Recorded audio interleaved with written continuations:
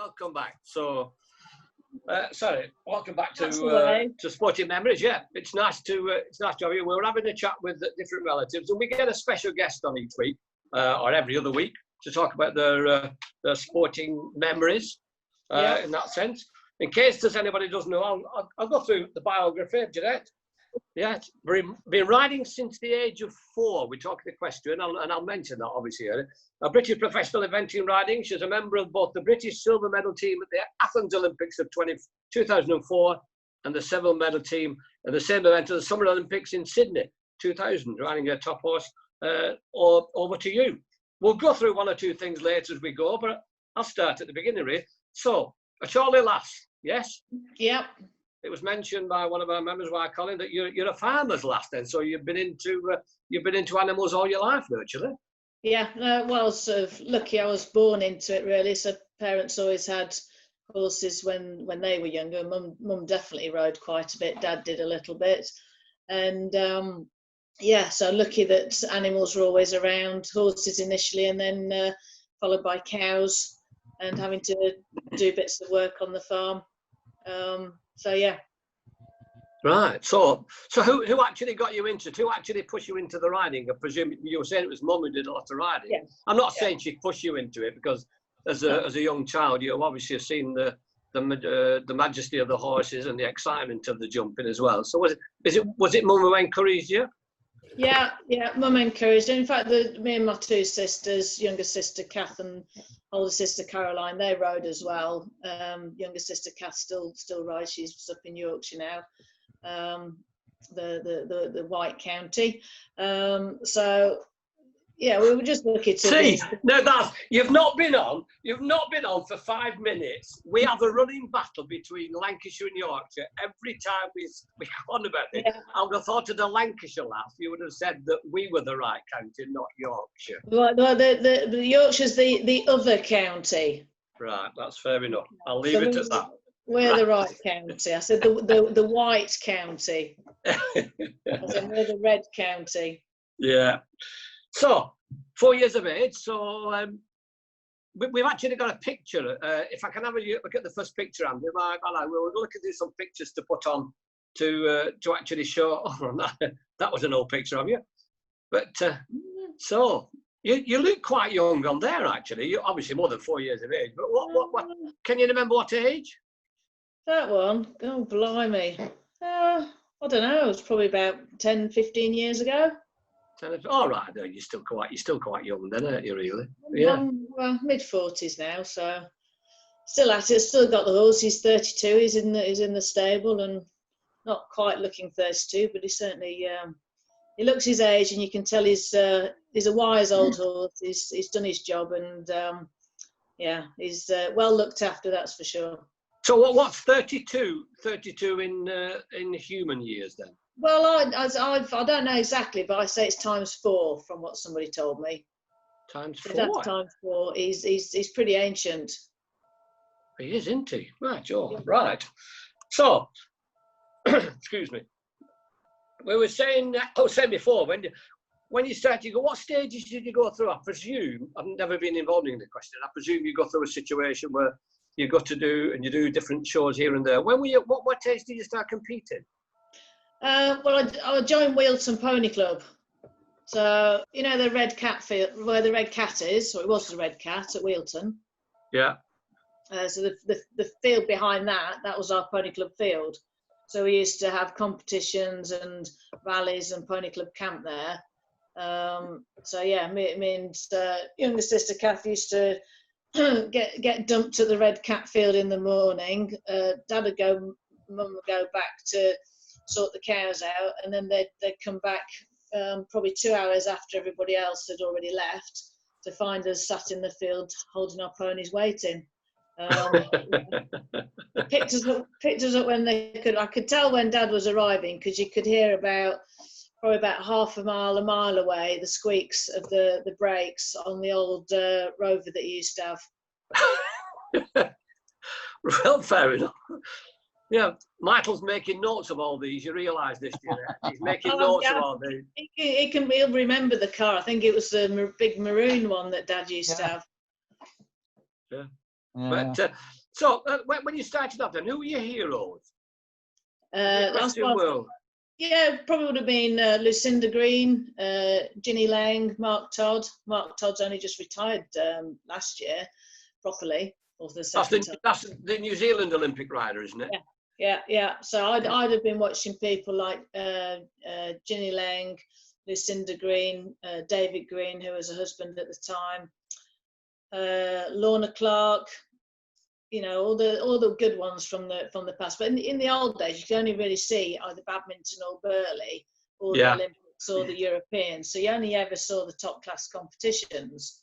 And you know, from an early age, I think I was about 8, and I thought I want to go to badminton. I want to do the Olympics. And I'd had that mindset from a really early age, and I just stuck to it. And there's nothing, I never thought of doing anything else but riding horses. And I've just been lucky along the way to have had good opportunities and good guidance to help me get there, in order that I can now do my hobby as a job. Myself and the place that I've got here, and my staff, and you know, I coach all my staff as well. They've all got their horses here, so trying to pass on any knowledge I can to them, and they can take away as much as they want to learn. If they can ask away all day. Yeah. So what age were you when you suddenly thought, I'm quite good at this? Or was it a matter of mum and dad turned around and said, we think you could do something, if you put all the hard work in, you could be successful? I think I never really remember getting any sort of lectures from parents. I think we were just left feral, if I'm being honest. And just, you know, there's the outdoors, there's your horses, you know, do what you want to. They used to take us to competitions, take us to rallies and camp and support us. But they never dictated and said, you've got to do this in order to do that. I think the only sort of real time they had a proper influence as to where I went in life, because they knew I wanted to do horses, was when I left school at 16. They said, right, well, you can go and work for Chris McGran, a chap in Yorkshire. Well, not unfortunately, but you know, I did spend 4 years in Yorkshire, as well as doing my apprenticeship and learning my trade from Chris, and you know, learning how to deal with horses properly, ride better, look after them better, and handle them horses better. And, you know, that was my apprenticeship years. You know, long days. I can't remember having many days off, but you know, I enjoyed it and it was also it kept me. I knew I'd be educated there to understand how to be able to do it properly and learn things really well. Right. What about your first major event? How old were you when you went in for your first for your first rose? Well, when was the first rosette? Presumably that was when you were young. Oh God, I can't remember. So when was the first major event then? Well, my first, I think what I'd call my first affiliated event, I'd have probably been about 15. Yeah. I think might have been Skipton Horse Trials, or there used to be one at Oswald Deston, used to run a horse trials there as well. Yeah. I did the junior regional novice classes. Like now, you can do affiliated British eventing events from 12 years old. In those days, you couldn't start till you were 15, and the lowest level was novice then, which it isn't actually a novice level. You've got nowadays it starts at 80, as in 8 centimetres, 90, 100, and then it goes to novice, which is 1.10 m. So now they've got 3 levels below the lowest level we had to start at in those days. Right. Not, I mean, because that's the lot of the income for the British eventing comes from the grassroots people, because you've got more people want to compete at that grassroots level, 80, 90 and 100, than either want to or have the ability to, or have the horse to compete at novice and above. And then you go from novice, intermediate, advanced, and then you've got your international competitions that then add to getting qualified for either badminton, Burley, Olympics or Europeans. So that's a long journey, isn't it? To get to really where you want to be at the end. Yeah, and you've got to have the right horse to do it. So if you haven't got the right tools, you're never going to get there. I was lucky with Over to You, Jack as we call him, in that I'd have started riding him when I was 18. Yeah. And he would have been 4 or 5 years old. And so can I just stop you there, Jeanette? I think we've got a picture, and we're having a look at some of the pictures to try and share with some of our members. And I think we've got a picture of Over to You. That's a magnificent animal. So how old is he there? I've got a feeling that was here when he was 30. Right, yeah, probably was. He'd have been quite, no, he might have been a bit younger than that. He might have been about sort of 27 or 28, but he's well into his 20s. I mean, he's 32 now. Yeah. Because that's in the garden, just over. It's not my garden; it's my neighbour's garden. I don't really have one. I just got a green patch. Yeah, that would have been. It probably would have been about 28. But it looks well there for 28. Yeah. Correct. So how did you get together with? How do you get together with a horse? Was it Dad? Dad bought it and then said we've got an ideal horse. Well, no, not really. So it was when I was working in Yorkshire for Chris McGran, and one of his pupils who he taught had pitched up with Jack for a lesson. And he was a little bit naughty, and I think he'd reared up and hit her in the face and basically decked her. And the next minute, I remember I was in the tack room and she came wandering around the corner holding her face like this. Oh, I said, "Oh, what's the matter?" She said, "That bloody horse, it's just smacked me in the face. I'm not riding it again. You can ride it." So I started riding Jack for her. And she decided he'd been bought a racehorse. He never went into racing. He wasn't of the right temperament. And she decided that she didn't want to ride it. Would I ride it?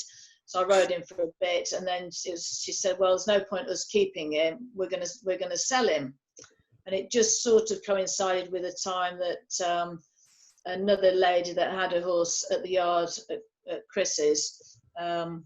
Lindsay Marsh, her partner Richard Holsworth, I'd met him a couple of times, but he'd been up watching Lindsay ride one day. He'd seen me riding a horse around, and he was quite an intuitive person, and went often off his gut feeling. He was a very good businessman, and he basically said, "You're pretty talented. You are. I'd like to buy you a horse."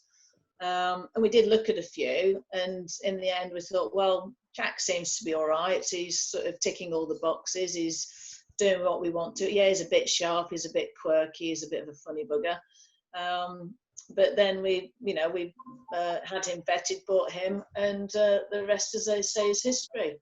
Did you click straight away? Because I know the partnership. I mean, I'm saying I know. I don't know. I mean, when you mentioned Burley and when you mentioned the events that used to be on many years ago, you're talking Harvey Smith and David Broom, as far as I'm concerned. I'm not into the equestrian world, but because on television, these were big events, and so I got the excitement there. And of course, over the years, they all say, well, it's the link between the rider and the horse. There's something there that links, and they say you're right for that, and they're right for you. So when did you click straight away? Yeah, I mean, we had a good partnership. We had a good understanding of each other. I mean, because I was sort of 18 when I started riding him, if I knew then what I knew now, I think I'd have done even better on him, which we'd done pretty well anyway. But you always say that because you get experience as you go along. You can't go back and, you've got to gain experience because you're living and learning as you go along. But if I knew then what I know now, but that's never going to be the case. But then you hey, Jeanette, when you get to, we're looking at the people on these screens now, the number of times that we have at the ages that we are, but for not one or two here and there, that keeps coming back in your mind again and again. If I only knew then what I know now. Yeah. It's life is wasted on the young, we always say now, because they don't know what they're doing.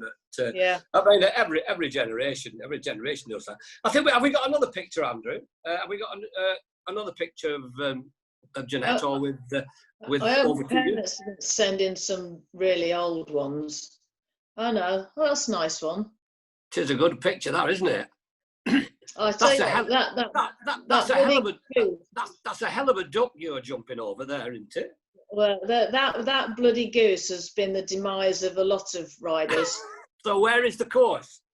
Burley. Ah, right. Yeah, I mean, so you since. So you're jumping over that. Are you jumping from water over into water? Yeah. Right. That's a heck of a... that was a horse called Chill Out Bob. Chill Out Bob. It would be if you landed in that. Yeah. So I mean, that's a magnificent picture. First of all, how high would that fence be? That would have probably stood at about I don't know, probably about 4 foot, maybe a bit bigger. Right. How tall is the horse? It's 16.2, which basically is 16 hands 2 inch. Yeah. So it's a hand is 4 inches. Yeah. So basically 4 times 16 plus 2, whatever that is. School was a long time ago. 66 inches. So you're talking, you know, when you think about that, because that's first of all, to jump out of water, and you look at that and you're going over the top of you must have plenty of bottle to do stuff like that, Jeanette, I've got to say. Well, you got to have bottle from the horse and the rider. Yeah. But when you're at that level, which is like the old 4-star level, the top level of eventing, I got that horse. He'd already done Burley before, so I was lucky enough to have ridden him. But I didn't produce him to that level, whereas quite often most of the horses I've produced to that level, you've started off going around your 90 and 100 centimetre courses before you build up to that. And like with Over to You, so I had him as a 5-year-old, and he then went round badminton as a 10-year-old. So it took 5 years to produce it to that level. Right. Yeah, but I mean, again, it should have hard work. The reason I ask about the fences, I was reading, I've done a bit of research, obviously. You've had 1 or 2 injuries, haven't you? Yeah, a couple. Well, not that many, really. Well, it says here, in 2008, you had a broken collarbone when you had high old times. Yeah, that was my sister's horse. All right. Keep the injuries in the family, is that it? Yeah. Right. Yeah, 2016, several broken ribs on Let's Dance. Yeah, and I think before that, well, I broke both collarbones. One's got metal in it, the other one's just knobbly. And then the 7 broken ribs, I didn't think I'd broken any at the time. It was just bruising. Right. Yeah, of course, you've been your medical expert as well. You'd have realised it wasn't that, wouldn't you? Well, no. When they said to me after we'd taken you out of the scanning machine, you've got 7 broken ribs. I think 4 on one side and 3 on the back on the other side. Right. The thing that did really hurt after that incident was my arm. I think I'd torn all the ligaments across my shoulder, so I couldn't lift my arm up really. So my left arm was redundant for a while, and I think the ribs mended a lot quicker than my arm. It took a while to get the strength back in that. But I think I was riding about 3 weeks later. 3 weeks? Maybe 4. Well, I had a fractured sternum in a car crash some years ago, and they turned around and said, you're not allowed to do anything for 12 weeks. Yeah. Well, my legs and my pelvis and the middle bit still worked, so I just I was able to sit on the horse. I hadn't lost my balance. I didn't get on and do crazy things, and I rode sensible horses just to get the start. It's physio at the end of the day. Got the strength back. Yes, I can imagine you did. And as I said before, you need a lot of courage to get on the horse. Never mind one of them horses. And when you're jumping as well, you do need a lot of courage. Have we got another picture of the one of the horses on with Jeanette jumping, Andrew? I'm just looking at my sheet here. Have we got another one? Yeah, we've seen that one. I don't know whether... Oh, no. Now, which horse is that? That's Over to You again. Over to You there. Can you remember where it is? Yeah, that's Sydney. Sydney Olympics in 2000. Yeah. That's a magnificent photograph, isn't it? Well, it is, but my position is awful. Yeah. We're not here analysing your performance. Well, I'm busy analysing, and it's not the best. It's the same in any industry. Me as an entertainer, I can't watch myself again. You know, if they record on the TV or whatever, I can't watch it. It's just one of them things, and I can imagine. So when you actually went into that, and we can talk about, let's talk about the Olympics. First of all, how did you find out you were in the Olympic team? Well, I think we'd basically gone through selection process. I think it was more or less a say foregone conclusion that year, 2000. When was foot and mouth year? Was that 2000 or was that 2001? I've no idea. I don't even go near farms. No, it wasn't foot and mouth year. I think that was the year later. That year I was asked not to or was told I didn't need to compete at badminton to get on the team. So I'd been on the team the year before in '99 at the Europeans in France, and we'd won a team gold medal there. And so yeah, I'd basically been told I didn't need to go to badminton to prove myself, save the horse. We're trying to keep the horses fresh for Sydney. So I suppose quite early on in that year, I knew I'd be going to the Olympics. What was your expectation with regard to medals? We were hungry. We were expecting we could come back with a gold medal, and when we came back with the silver, we were really disappointed. But then on reflection, it's a bit like, come on, Britain haven't won an Olympic medal in eventing for God knows how long. And then when you reflect on it, you think actually we did pretty good, really. How many in a team? Was it 4? Yes, we had 4 in a team. The eventing was they ran a slightly different format that year, in that they ran a team competition and then they ran an individual competition, because what the Olympics didn't like was the fact that you could win 2 medals for one performance. How could you do it? You mean with the team and the individual? Yes. The one performance counted for both then? Yes, basically. Yeah. So previous to Sydney, it had always been like the Europeans or the World Championships, in that you used to run 4 members, so a team of 4, of which 3 top scores counted to the final result. So you get 1 drop score. So then you all did 1 performance, but that was dressage, cross country, and then the show jumping on the last day. And so you could, as a team, win a medal. And then if you had an individual in that team that had the best score, they could win 2 medals. So like Matt Ryan, Australian, back in, I can't remember if it was Barcelona Olympics, he was dual gold Olympic medalist, because he won a gold for the team and an individual gold. So then what they decided to do for Sydney was have a team competition and an individual competition. So the team competition ran first, we won the silver medal, and then the individual competition was 3 people, because you weren't allowed to win more than gold, silver and bronze. So we had an individual competition, but then it was because then you had like 2 courses to be built and run the event for a lot longer. It was obviously a huge expense to do that. So nowadays, actually, they were meant to change it again this year, which nobody knows how the format would have worked. But then it went on to back to a team of 4, but then to decipher the individual medal. So you do your team competition, then to decipher the individual medal, you would then have an extra show jumping round. Right. And be added on to. So then that's how they got away with doing the single performance to then win 2 medals. You then had an extra show jumping round to decipher the individual medals. Right. Which happened in Athens. It's what, sorry? That's what happened in Athens. Yeah, right.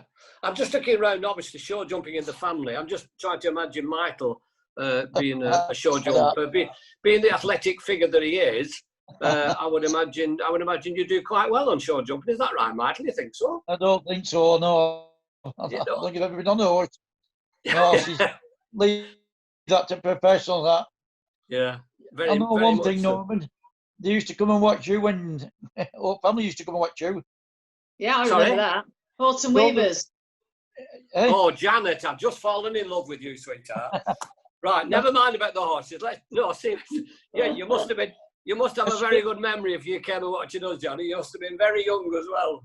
No, I don't. I can definitely remember coming to watch you once. Dad told me that we've been about 3 times to watch you. And when he were you the only one that wearing glasses in the band? Yes. The red glasses. I used to have red glasses. Yeah. Did you stand on the right-hand side?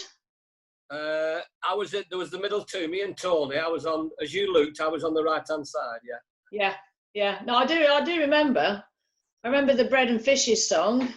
Oh, let's see. Hey, is everybody else listening to this? Are you Alan Bradshaw? Are you listening to this? This is fame, this, you know. This is fame. Recognised by an Olympian. Right. Yeah. I'm putting that on my CV now. Right. Yeah. No, Dad did drop me a hint. He was dead excited. He said, "This bloke that's interviewing you know where he's from?" I said, "What?" Autumn Weavers. Yeah. I said, "Oh, yeah, I remember them. No, it was brilliant. It was on in the car the whole time." Yeah, I bet it played the tape that drove you mad. Yeah, it would be. No. Yeah, I've had that story many a time. One guy who actually drove all the way down to Torquay with his grandchildren, and he used to have the cassette in, and you put the cassette in, but it was in the days when it didn't turn over automatically. You had to take it out, turn it round, and put it back in. He said, and we had the Horton Weavers all the way from West Horton, which is Bolton, all the way down to Torquay, and I had to keep taking, because the grandkids said, "Play it again, Grandad, play it again, Grandad." I think he's forgiven me. But let's come back to you, Jeanette. When you're actually at the peak, if I can use that expression, at the peak, because obviously you won the team silver medal in Sydney, and then you won the team silver medal in Athens. As you were progressing up to that, was there any part of the riding that you felt difficult? Was it the balance? Was it the leg control? Was it the working with the horse? Was there anything that gave you a problem more than others? No, I mean, there's always sort of tweaking along the way. I mean, like I used to get not bad back issues, but you get sore back from working with horses all day, and in those days I had to do the mucking out as well. But so no, I mean, I always found a good physio useful. But in terms of the competition itself, I think the show jumping is always the difficult one, because the discipline of it all, and in order to perform really well, you have to be really disciplined about the show jumping. And I think as I've got old, it's probably since doing top competition, I've still been competing. I found it easier to concentrate and not worry about the show jumping, and not make it feel like it's a big deal. Whereas then, because it was always the last phase to do, and it was always very pressurised. I was lucky that Janet over to you. He had a very good record, and he was either clear or had one down.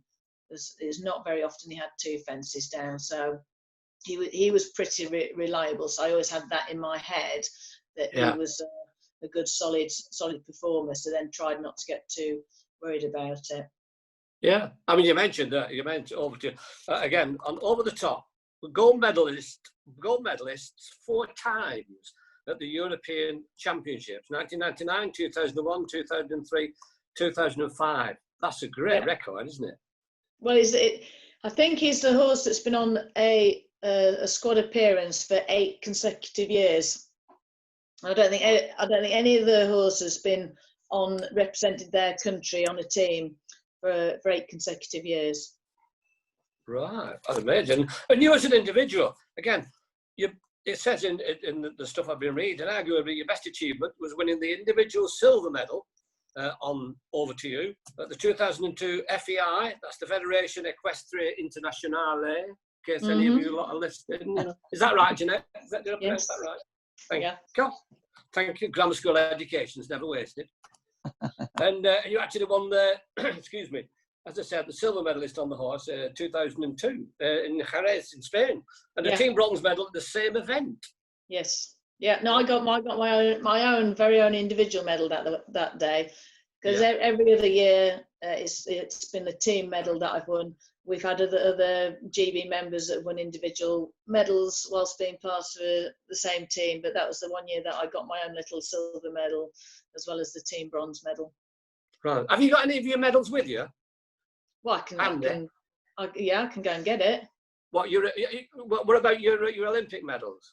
Yeah, well, I've got 2 on the end of the stair banister, which I can get now. It'll take me 2 seconds.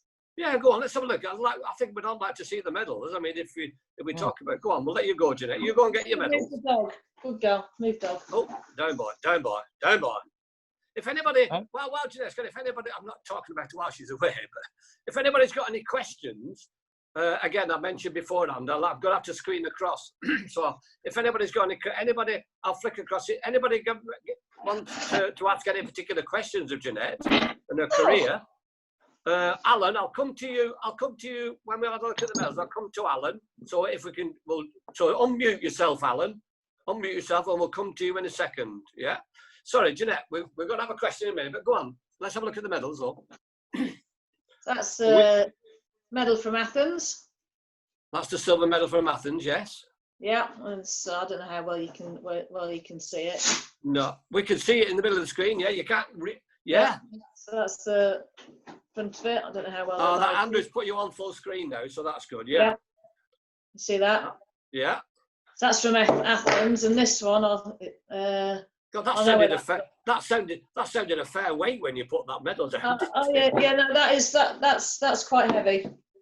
Yeah. And then that one, I know where that's from because it says it on the back. Yes. Where's that from? Go on.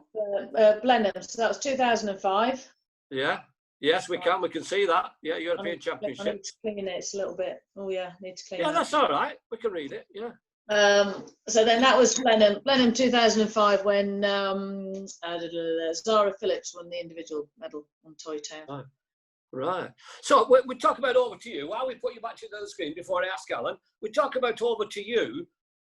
How many championship horses did you have? Was he the only one that you actually got to? Yeah, he was my only championship horse. But during the time of having over to you, I would have probably had about 5 or 6 other horses that I rode at 4-star level, so badminton, Burley level. But he was always the championship horse because he was the most reliable in a way. Yeah, lovely. Right, we've got a question, and we've got one of our spotting members. Can you put us back to the individual screens, Andrew, and then I can pick out, or do I have to press something? As far as I know, it's back to the normal view. Right. Well, how do I get it back to the normal view? Because it's not on my screen. Oh, switch to gallery view. Got it. Right. And with a bit of luck, I might be able to find Alan. How can you miss some views 7 foot tall? Alan, right. Nice to see you again, mate. So, what question for today? Yes, Jeanette, a couple of questions. Very interesting talk you've just done. Very interesting. When you competed in Europe, did your horse go overland or did they fly? I know they would have flown to Australia, Sydney, to keep competing in the Olympics. Were they good on the journey? Were they good travellers, the horses? And how long were you there before the competition started to make sure the horses were all right? And also, if your horse, after one event at one of these competitions, took lame or had an injury or something, is that you finished in that competition, or would you have another horse on standby to take over? Well, great questions. Well, yes, Jeanette. Yeah, no, very good. So obviously, yeah, to Sydney, they flew. I think we flew from. Flew from Luton actually. So then, it's a long flight, takes longer than humans travelling because they've got to take longer to get to the highest point, and then they've got to descend a lot slower as well. So that was over 24 hours in the air. But we flew out. I think it was about a week, 10 days before the competition, because then we had to do quarantine. So we did quarantine over here. Which was in Bedfordshire at a base there where we could carry on training. So we did a week's quarantine here, a week's quarantine in Sydney while still working the horses, and then the competition started. And then we flew back pretty much to a couple of days after the competition in Sydney. And then the only other event that we flew to was in Spain, in Jerez. So we flew to that one. And that's obviously not too long of a flight because you're just down into Spain. And all the others, so to France, to Germany, Ireland, obviously, we drove to those. And actually, Tony went to Italy. That was a 2-day journey. So we'd stop twice overnight to rest the horses, make sure they're properly hydrated. We had vets on the journeys as well, so we had everything covered really. So we got all the care there. The grooms are travelling with the horse, and generally they travelled really well. The only worry about going to Sydney was the fact that they've got their heads up the whole time throughout the journey. There's no way of them being able to put their heads down, so they can't get rid of any mucus or anything that's built up in the throat, so that you're basically trying to avoid infection, because normally a horse would drop its head down, and any infection that's about to collect, they can just get rid of it by discharge through their nose. But luckily they all travelled really well to Sydney. And I don't think there was any event where, off memory, that any of them didn't travel well at all. And regarding the sort of injury side, so at the start of any competition, you had to pass a trot up. So you had to present the horses to the ground jury, which the best way I can describe them, they are the dressage judges, but they also oversee the whole competition. They watch the whole competition, because they're not just judging you in the dressage, they watch that, make sure that everybody's adhering to the rules. There's nobody sort of doing things they shouldn't do on the cross country, that everybody's treating their horses with respect and that kind of thing. And then there's also a trot up again, so you've got your speed and endurance day, which is the cross country day. You know, it's hard work for them. They're galloping for between 10 and 11 minutes. They get washed off really well at the end. They have a night's rest, so then the next morning on the show jumping day, you also have another trot up. And if the ground jury deem that the horses aren't sound, aren't fit and well enough to carry on, it's usually a soundness issue. So if a horse is lame, basically, you are then usually you wouldn't be allowed to carry on through the competition. And in which case, if you are a member of the team, and there's 4 members, and there's only 3 of you completed the cross country, and then 1 horse goes lame, so there's only 2 members left, that's the end of the, you're out of the team competition. You haven't got enough members to carry on the team, so you can't bring another horse, and you can't fly a reserve horse or take a reserve horse just to help you finish the competition. You start the competition with that horse, and you finish the competition with that horse. But you can be eliminated in the dressage, you can be eliminated on the cross country, you can be eliminated at the final horse inspection, and you can also be eliminated in the show jumping. For show jumping is mainly 3 refusals in those days, all going the wrong way. People have gone the wrong way and got eliminated, jumped the wrong fence, missed a fence out. It's so easy to do, and you've really got to learn your course and spend a lot of time doing that. Cross country, you can be eliminated for 3 refusals throughout the whole course, or a fall of horse or rider is elimination. Dressage, you can be eliminated if you do 3 wrong movements, or if you start before the bell, or if you go in with boots on the horses. It's quite, there's lots of rules and regulations. I mean, if you know them, it's all dead simple. You just stick to the rules.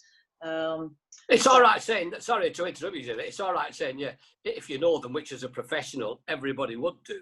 But when you consider all the jigsaw pieces there that have to fit in before you even get on the horse. I mean, you get footballers today who are paid £350,000 a week who complain because they've got to train 2 days a week, and then they argue about VAR decisions.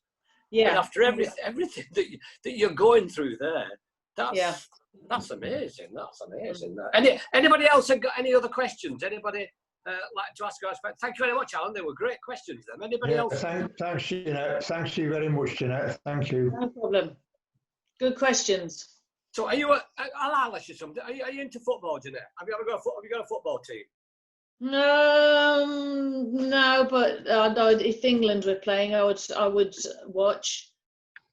Yeah, but you haven't I got a don't club really have a team. team. You know, I used to watch Man United a bit when we had. See, you just made Alan's day. You just made Alan's day because he's a massive Man United fan. I genuinely didn't know that Jeanette was going to say Man United. To be honest. No. I haven't been prompted. Ryan Giggs, I like Ryan Giggs. He's a damn good player. Yeah, that's the era. I wouldn't have a clue who plays for Man United now. But you know that era, you got Ryan Giggs and Cantona was before that. I can't think who else there was. No, we don't need to go any further, Jeanette. We don't need to go any further. There's too many Blackburn fans and Manchester City fans with the rest of them, so I think we better move on there. But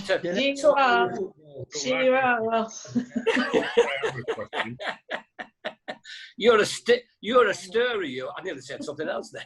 Maybe. You're a stirrer, you, Jeanette, aren't you? Nothing wrong with a little bit of banter. No, that's very true, sweetheart. That's very true. When you talk about the career that you've had, and obviously from a young age, there must be so much dedication. You wouldn't have had time for any other hobby, would you? You wouldn't have had to. It must be all consuming to be able to get to the standard that you've got and to maintain that. Yeah, since leaving school at 16, I've done horses and that's it. And before that, I suppose a little bit till I was about 18 as well. I used to do triathlon, so which was shooting, swimming, riding, and running, and used to train quite hard for that, really. But then, once doing horses full time, it is full time job, and I've got my own place here now. So after riding horses and doing stuff, you've got a business to run, got to keep the paperwork in order, fixing jobs outside. If there's anything I can do myself, I won't pay anybody else to do it. I've learned to do tiling. I'm good at painting. What else have I done? I'll give you my address. I'll give you my address after, Jeanette. I've got a few jobs. Okay. I don't fancy doing it, but I don't fancy paying anybody to be. So if you're not in it next week, the next few weeks,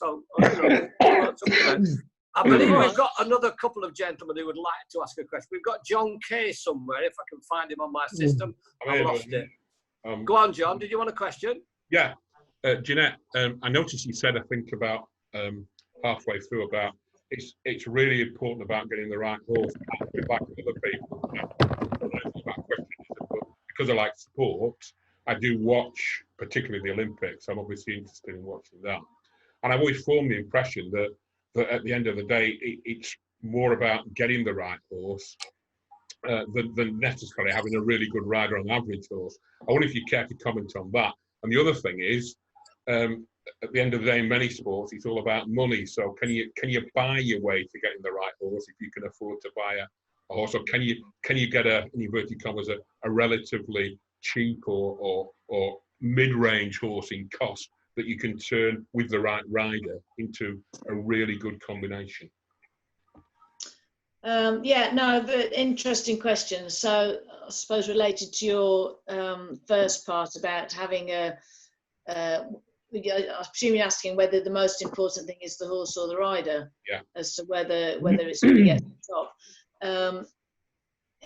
A horse will not get to the top or 4-star level, European or Olympic level, unless it's got a rider of the right caliber. That's definite. Certainly for competing at for the nations that have top riders, you definitely need the rider is I'd say 70% of it, but you won't get to the top with an average horse. The horse does have to have ability, it has to be able to move, it's got to be sound, it's got to be brave and bold, and then if you can get the right partnership of a good horse and a good rider, then it's up to the rider to then produce the horse to the top level in order to get there, really. What was the next part of your question? If that well, it was just about, is it about buy money? Does money buy the best? As it does in a lot of sports, and well, like football, for instance. Yeah. Or a little bit more complex than that. Yeah, I mean, some people are very, very lucky in that they have a lot of backing, a lot of support. They have wealthy owners that are happy to spend silly money on horses. And when I say silly money, I mean I should have, when I had one of my owners bought a horse for 10 grand a couple of years ago, and that is a reasonably cheap horse. But I would find it really difficult to say to somebody, oh, can you spend 60 grand on this horse for me? Because at the end of the day, they can break their leg tomorrow. You just don't know what's around the corner. But saying that, if I had an endless pot and 60 grand was nothing to me, I would happily buy a horse for 60 grand if I felt it would have to be worth it. I wouldn't just pay 60 grand for a horse that was not worth it and wasn't going to go anywhere. But to answer your question, you don't have to spend a lot of money on a good horse. You need to be able to recognise if it's a good horse or not, and whether you can produce it then to a decent level, or you can find a horse that is unknown, untried, but you can, like I say, you can recognise that it's got the talent and ability, and pay, certainly a lot less than 10 grand for a good horse. I think over to you back in the day, but we are talking 28 years ago. I think he cost about 6.5 grand, which in those days was a lot of money. So it's so some people are very well supported, and at the end of the day, you make your own way in life, and if you've got wealthy people around you and they want to support you, it's an added bonus. I've got very good owners, very loyal owners and supporters, but I don't have masses of horses. I've got enough to keep me. One of the advantages you've got, Jeanette, of course, is the fact that Michael's there, and 60 grand's most of his money he keeps underneath him. That's why he lies down like that, you see, instead of sitting up. It's all under pillars. We know that. He thinks he's kept all under the bed. All under the bed. Under the mattress. Yeah. I believe Will Yates, I've got Andrew's just told me, I believe Will Yates wanted to ask us a question. Is that right, Will? Yeah, just wanted to ask our late president of Sporting Memories, Brian Pilkington, who was very big mate with Trevor Hemmings. I believe that Trevor also sponsored Zara Phillips. And just going back to what the lady just said, did Trevor used to also own the horses that Zara actually rode? I don't know whether I'm right in that, but I'm near certain that Trevor also was into the equestrian eventing, etc. Yeah, no, I mean Trevor. I mean he had Blackpool Tower, isn't it, that Trevor owns? He did. He did. Okay. I know he's got a lot of race horses as well. Mm-hmm. He's very much into the racing, and I'm sure, I think Trevor owned that the horse that Zara rode in London Olympics called High Kingdom. Right. And the horse's stable name was Trev, named after Trevor. It's a lot simpler, isn't it? Trevor and Jack. Yeah. We've got Trevor and Jack who go race against each other today. Yeah. Well, if you name your horse after its owner, you'll never forget the owner's name, will you? No, that's very true, and that's always a tactful thing to do, isn't it? Indeed. Yeah. No, I do remember My Kingdom was called Trev. So, how many horses do you have at your stable now? At the minute, I've got about 12 horses in, of which about, I think, 5 belong to my staff. Yeah. One is over to you. I've got another horse which is I sort of half own, and the rest are horses for me to compete. And because of the coronavirus and everything, I have had some horses that have gone home. Things are a lot quieter than they normally would be. That's for sure. Yeah. Before the coronavirus hit us, are there any in your stable that you think we've got good ideas that these are going to go places? Have you any star of the future horse-wise? Yeah, I've got a real nice young horse. He'd be 6 now. He did really well in the 5-year-old class, which is a young horse class that ran at Burley last year. He finished, I think he was 2nd or 3rd there. I think he was 3rd actually, but he's a really smart horse, and I'm hoping he's got a really bright future, and I'm trying to do everything now to make sure he's got a real good solid foundation, because if you put the time into when they're younger to educate them and have a good partnership with them, you usually then find it easier to go up the levels. What's the name of the horse? He's called Archie in the stable, and his competition name is Jack Daniels. I don't think we'd better go into that story, had we really? No. I don't know why he's called Jack Daniels, as that's the name he came with, so we'll stick with it. Yeah, I wouldn't pursue. If we ever meet the owner again, I wouldn't ask him why. There might be a very good story to that. He must have had so much Jack Daniels when he bought it, he can't remember he's bought it. Something like that, you know. Yeah. Well, sure. Jeanette, I'm just looking at the clock now, and I usually look towards Keith Mike because he's the timekeeper. It's been absolutely superb. It really has, Jeanette. I've never interviewed anybody.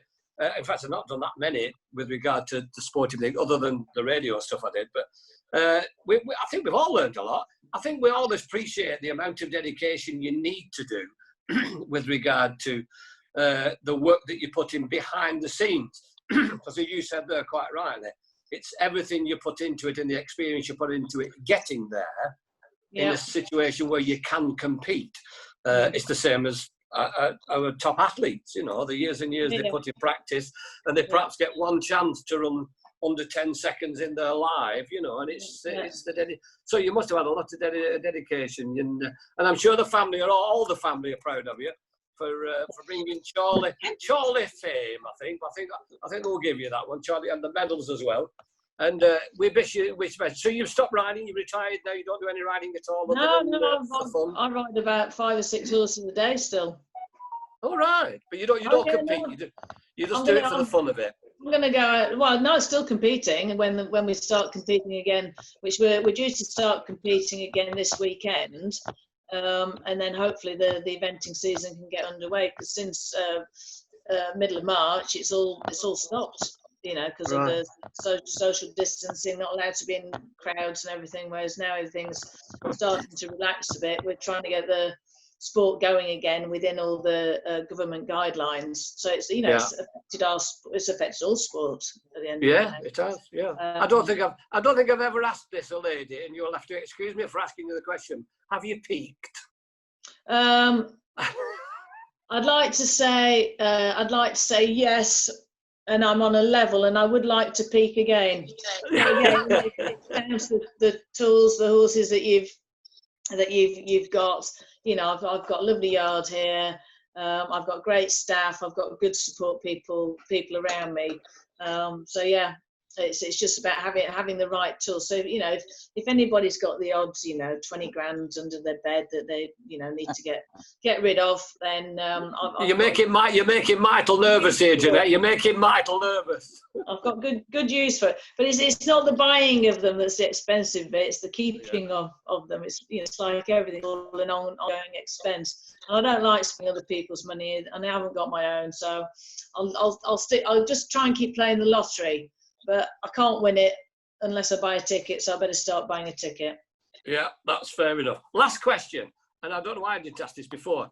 If you're going to train a horse, what's the budget for a year? Not just to train, to look after it, feed it, over a year. If you're looking after it, what's the budget for that? I'd say probably if you work on the average of about $1,200 a month. Right. Wow. Maybe between 12 and $1,500 a month to keep it. I mean, I regard myself as I do the competitive rate. The people more expensive. A lot of people are a lot cheaper, but I know I do a good job with the horses. Yeah.